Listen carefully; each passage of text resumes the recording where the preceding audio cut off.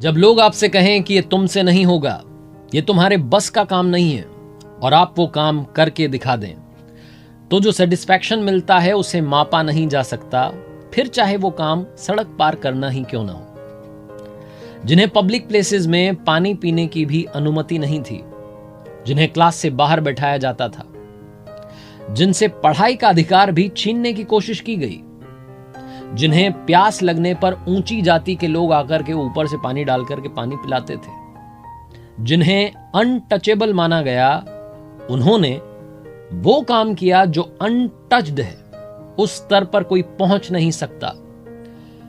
I am talking about the father of Indian constitution, doctor B.R.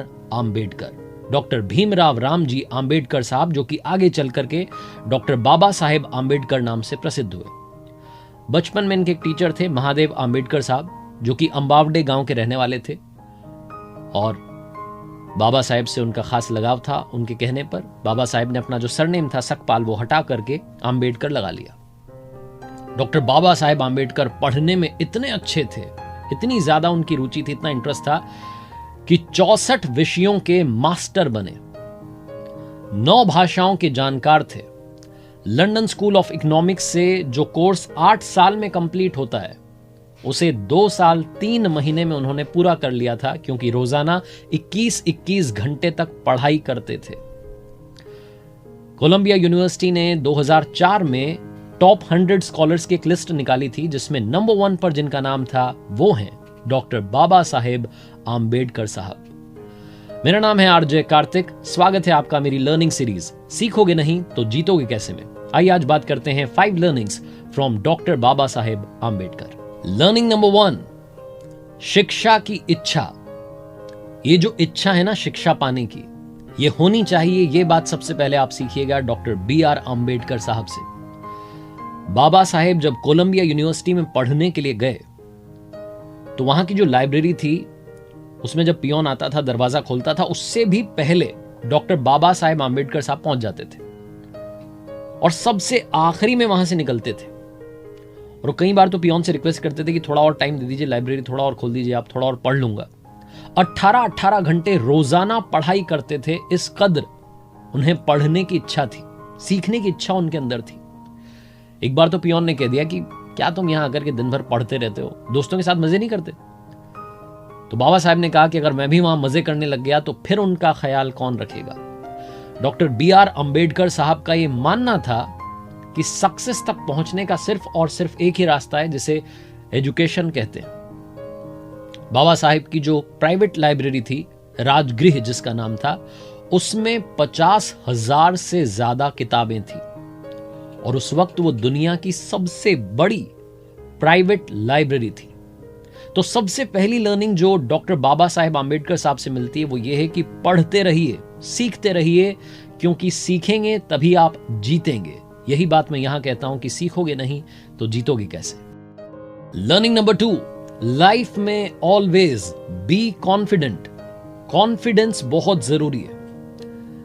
कहते ना कि दुनिया में आप महंगे से महंगा कपड़ा पहन लीजिए, आप में कॉन्फिडेंस नहीं आएगा, लेकिन जिस दिन आपने कॉन्फिडेंस पहन लिया, उस दिन आपकी शर्ट चाहे जैसी दिख रही हो, आप अच्छा फील करेंगे, आप खुश फील करेंगे। Doctor B.R. आंबेडकर साहब की जो कमाल की बात है बाबा साहेब की, वो उनका कॉन्फिडेंस था। उस वक्त के जो सबसे महान नेता, यानी कि हमारे देश के सबसे महान नेता राष्ट्रपिता महात्मा गांधी जी, बापू की बातों से भी डिसएग्री कर जाते थे डॉक्टर बाबा साहेब आंबेडकर साहब। और ना सिर्फ डिसएग्री करते थे, बल्कि बापू तक अपनी बात पहुंचाते थे कि आपकी ये जो बात है मुझे जमी नहीं, मैं आपकी इस बात से असहमत हूं। इतनी असहमति थी, उसके बाद में भी बापू ये दुनिया से कहते थे कि आप एक तरफ 1000 विद्वानों को रख दो, 1000 स्कॉलर्स को रख दो, और एक तरफ डॉक्टर बाबा साहेब आंबेडकर साहब को खड़ा कर दो, इनका ज्ञान इन बाकियों से ज्यादा ही होगा।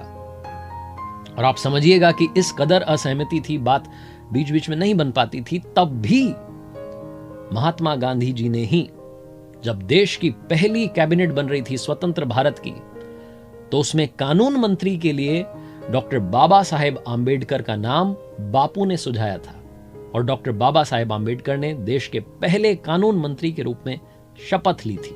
यह सारा कमाल था उनके कॉन्फिडेंस का।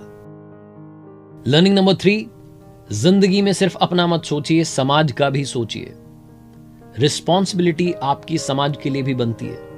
यही सिखाते हैं डॉक्टर बाबा साहेब आम्बेडकर साहब, जिनकी कमाल की बात यह रही कि जब उन्हें जिम्मेदारी सौंपी गई कि आपको इंडियन कॉन्स्टिट्यूशन लिखना है, तो उन्होंने दुनिया के 60 देशों के कॉन्स्टिट्यूशन की पढ़ाई की, अध्ययन किया। उसके बाद में भारत का संविधान जो है उसका निर्माण किया, और उसमें ध्यान रखा गया कि सबको बराबरी का हक मिले, क्योंकि डॉक्टर बाबा साहेब आम्बेडकर साहब वो थे जिनसे बचपन में पढ़ाई का हक छीना गया, जिन्हें ऊंची जाति का आदमी आकर के ऊपर से पानी पिलाता था, ऊपर से पानी डालता था। तो उन्होंने वो सारी समस्याएं, सारी कठिनाइयों को पास से, करीब से देखा था, महसूस किया था, जिया था।